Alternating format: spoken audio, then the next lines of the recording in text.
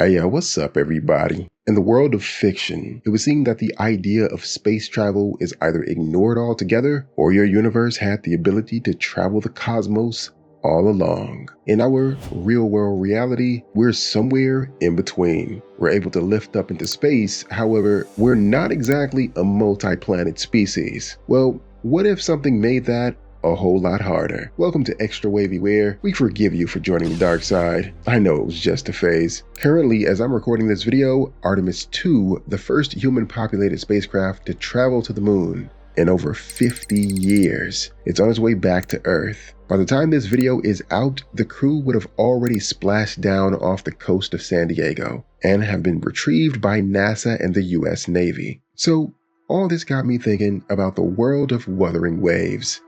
It's a game I play quite a lot. Also, thanks to Kuro Games for sponsoring this video. If you haven't checked it out, please do. I'll leave a link in the description. In the game Wuthering Waves, people live in the far post-apocalyptic future with all kinds of technological advancements. Their planet is Solaris 3, which is an analog for Earth. Now, the people there were once able to travel the stars, but not anymore. They experienced the Lament, some strange disaster thousands of years ago that changed how the physics of their world works.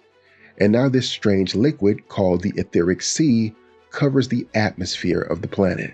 While the world of Solaris 3 is a fictional land, that got me thinking, what if? What if the sky was covered in some sort of liquid, suspended in the upper atmosphere? How would we be able to get to space if it were at all possible? Well, to even be able to begin this pursuit, we first have to consider some major challenges. The first is the ability to fight the planet's gravity to even be able to ascend upwards to reach this strange sky sea. We can use Newton's classical mechanics to come up with a formula that space agencies around the world use to develop their systems. To lift off into the sky, a rocket or craft must satisfy the formula T is greater than m times g. In this formula, T is the thrust of the vehicle, m is the mass of the vehicle, and g is the gravitational acceleration, which, depending on location, pulls us towards the Earth at around 9.81 meters per second squared. Scientists also have to balance the weight of the craft. Essentially, the amount of thrust must exceed the gravitational pull, while at the same time balancing the amount of weight of the thrusters, the craft, and everything aboard. More things aboard means more mass, which means stronger thrusters, which usually results in even more weight. It's a vicious cycle, but we, mankind, have managed to do it. The amount of materials and also people have to be accounted for when calculating the thrust to balance the TWR, or thrust to weight ratio. The minimum ratio is greater than 1, but in practice, experts like to leave quite a bit more leeway than just that. However, not too much, because, if you have people aboard, you kind of want to make sure that the G-forces they experience don't crush them. But that's usually not something you have to worry about because spacecrafts don't usually make sudden stops. But we'll get to that point in a minute. At 2.8 to 2.9 million kilograms of mass, the Saturn V, the rocket used in the first moon mission, had a thrust force of around 35 meganewtons, creating a TWR of 1.2. The most recent Artemis 2 moon mission was launched via NASA's SLS Block 1 rocket with a mass of 2.6 million kilograms and a thrust force of 39.1 meganewtons, coming out to a ratio of 1.53. Now, one of the most advanced civilizations in Wuthering Waves is Laharoy. With their advanced emphasis on science, discovery, and space, they definitely can make something like this. So let's just set this as the baseline for our rocket in this escape mission.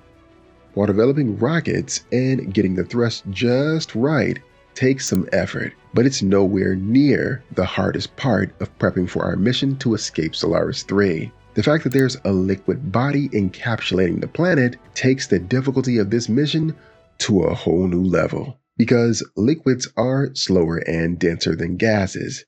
At slower speeds, water has time to move out of your way, but go fast enough, and water can't travel quickly enough to accommodate your speed. Hitting water at high speeds has been compared to slamming into a concrete wall.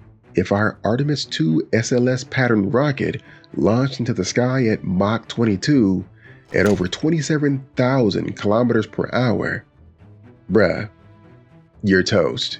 Or probably the jam on the toast. But needless to say, you're gonna have a bad time. Now, as bleak as space travel might seem right now, given the facts, there's some hope. As we see in the game, the Aetheric Sea possibly has its own gravitational field. It shifts and moves, and in areas where the Aetheric Sea comes close to the surface of Solaris, it pulls up water into itself, resulting in a phenomenon known as retroact rain, where rain falls upward. With this being the case, all we need to do is generate enough thrust for our craft to enter the gravitational field of the Aetheric Sea. If the gravitational pull were equal, we likely only need about half the amount of upwards thrusting power. Using practical means like parachutes and counter thrusters, we'd be able to slow descent and splash down our capsule into the waves of the Aetheric Sea. Provided this isn't our first trip to the Aetheric Sea, we'd ideally have a docking station populated with some of our Solaris friends, or at least some infrastructure to ease transition to the other leg of the trip. But let's assume that we're doing this all in one go.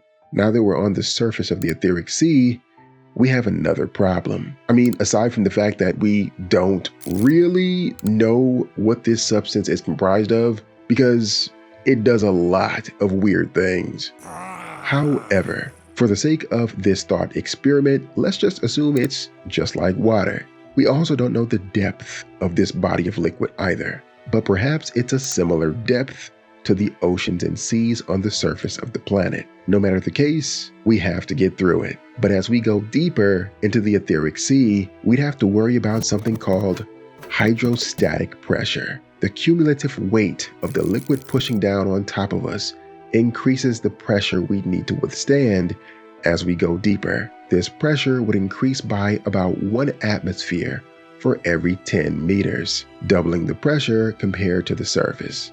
What's considered deep ocean is about 3,800 meters, meaning the pressure we need to withstand is over 380 times that of the surface. This means our spacecraft module would need to be designed similar to a deep-sea submersible, reinforced and pressure-resistant to withstand the journey. But there's good news. Due to the gravitational pull of the sea, as long as our ship can withstand the hydrostatic pressure, we'd have a gravitational assist taking us into space. And after we come out the other side, our craft would shed this submersible-like layer, exposing our ion thrusters like those used in China's Tiangong space station. While chemical thrusters are stronger for terrestrial takeoff, ion thrusters are far more efficient, offering superior speed and fuel economy for long-duration space missions. And with this, we'll propel further towards our final destination. With much effort and planning, our craft traveled from the terrestrial home of all our Solaris 3 friends out into space, where the next leg of our journey begins. Of course, we didn't talk about the fact that the Aetheric Sea generates portals called tacit fields that spew monsters into the realm, because we kind of don't really have all the information about this even in the game right now, but I'm looking forward to the date that we do. Nonetheless, feel free to let me know what I missed in this video. By the way, this video is the first of its kind on my channel, so let me know if I should make more videos like these too. Also, if you like this video and Wuthering Waves, you'll probably like this video. Be sure to give that a watch. That's all I have for you guys today. Catch you in the waves. Peace.